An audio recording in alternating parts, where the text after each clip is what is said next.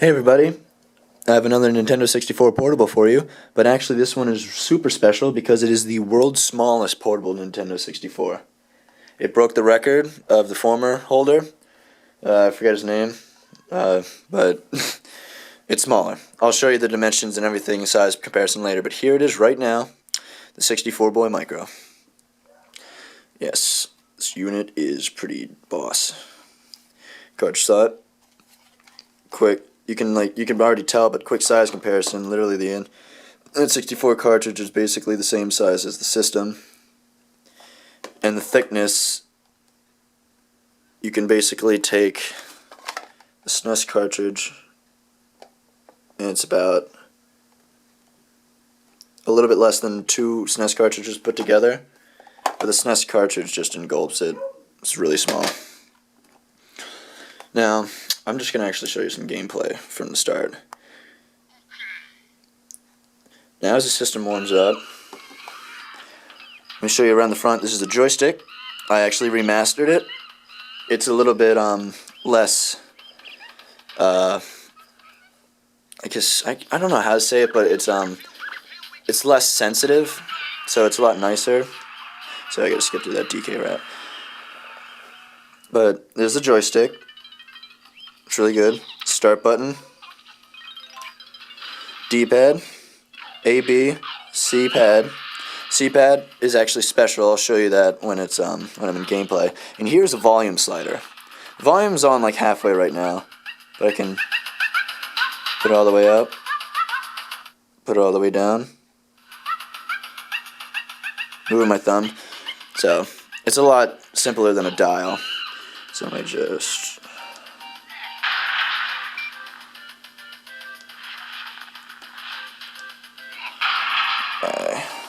Let's go to game 3. It's gonna be hard for me to play at this angle, but yeah. Here's it working. It has the expansion pack inside, so that's why it's running Donkey Kong 64. Joystick working fine.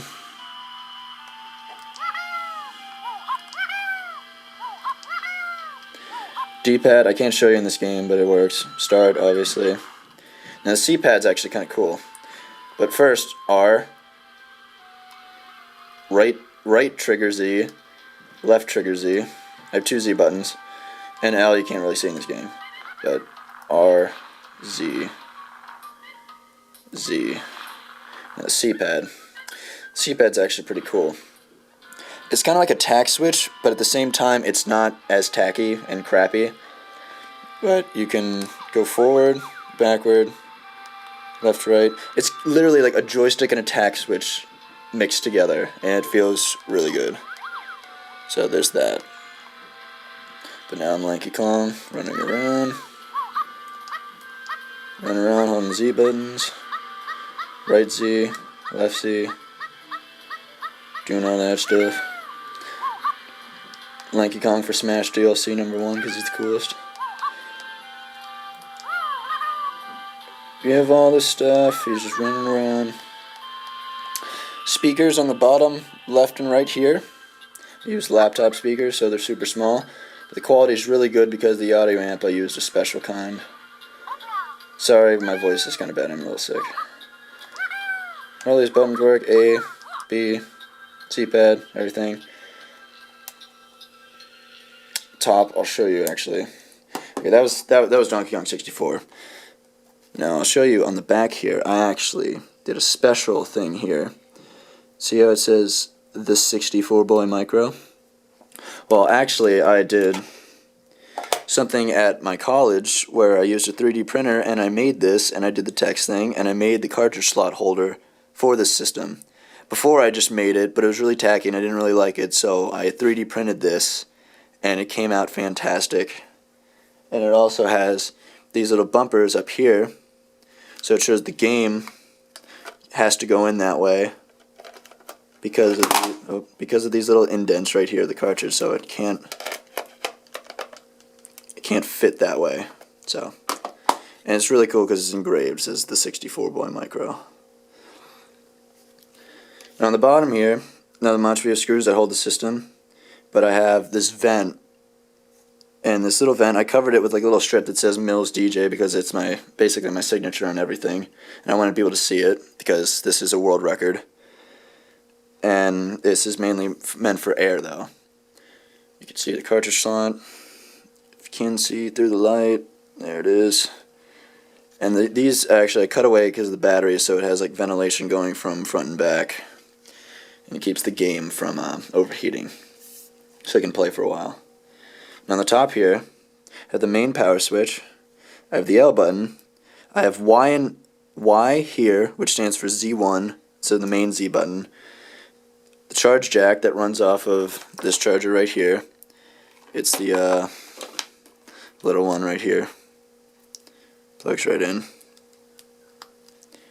9.3 output for 7.5 volt batteries, which are these batteries. Here's a VGA and 2 switches. I'll show you that when it's on when I run Smash Brothers. Oh my gosh, look at that. It's like the same size as the N64 cartridge. That's how small it is. But anyway, headphone jack, X for like Z2, R. So I have Y and X, so it's kind of like Z minus 1, Z minus 2. Yeah, it's kind of crappy humor, but I thought that was really cool. And then A, B, start, select, not select, sorry, start, joystick, D-pad, C-pad, all that stuff on the front. So that's basically the unit, and I'll show you cartridge load. Start this stuff up, load 1-1, smash. Now let's go to this. Now, notice that player 1 is working. When I flip this switch down, player 1 turns off. Flip back up, turns on. If I turn the right switch off, it turns off the screen and the audio. But this red light is on, means the N64 is still running. So Smash is still running. It comes back on when you flip it that way. I put them close together because they're meant to be both turned off together.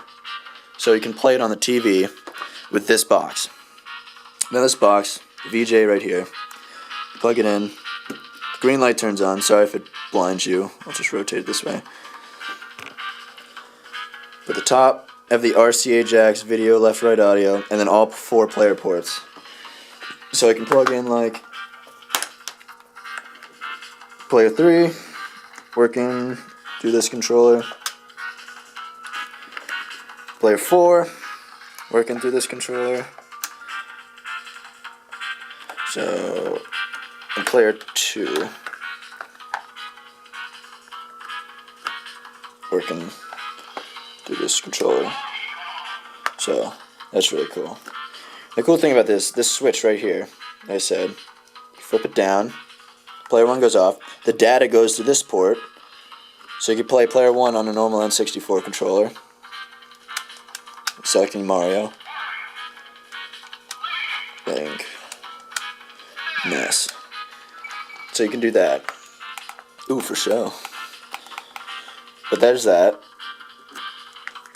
And flip it back on. Move it. There you go. Now, I'm just going to go... I'm not actually going to play Smash. I just want to show you the... to make this video not super long because you already saw gameplay. I'll make other videos about this because I'm keeping this system. Here's Mario, training mode, Z1, Z2. I do the right Z for grab. So like that, C stick, you already saw that, start. But L works. And I forgot, D-pad. So I can go down, here we go, down, up, right, left. So that works that way, and C-stick works that way too. So that's all that. I'll make other videos of me playing it, but this is the official for show video. Now, I'll explain the dimensions real quick. Dimensions are actually, it's kind of legit. I have this little ruler so you can see. It's kind of hard to see, but I did all the calculations, like, goes across, see it's less than 5, like 3, and then thickness,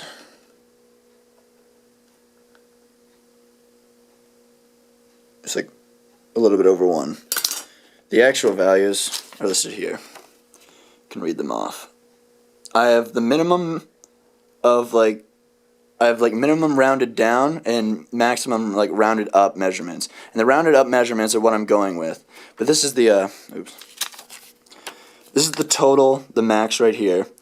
308,313.6474 cubic millimeters. That's the max. So when I multiplied these, the largest values of what the possible case could be together, you get that. That breaks the world record by almost 70,000 cubic millimeters.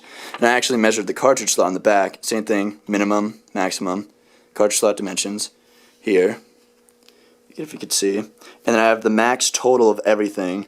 I didn't actually, like, it's hard to measure the cartridge slot because it like goes up and down, like all around and all that stuff. So I just blocked it. So it's more than what it actually is, and then put it in here anyway. So the max total of everything is 353,201.9405. I think, actually no, 0.9905 cubic millimeters. So I'll just round it up.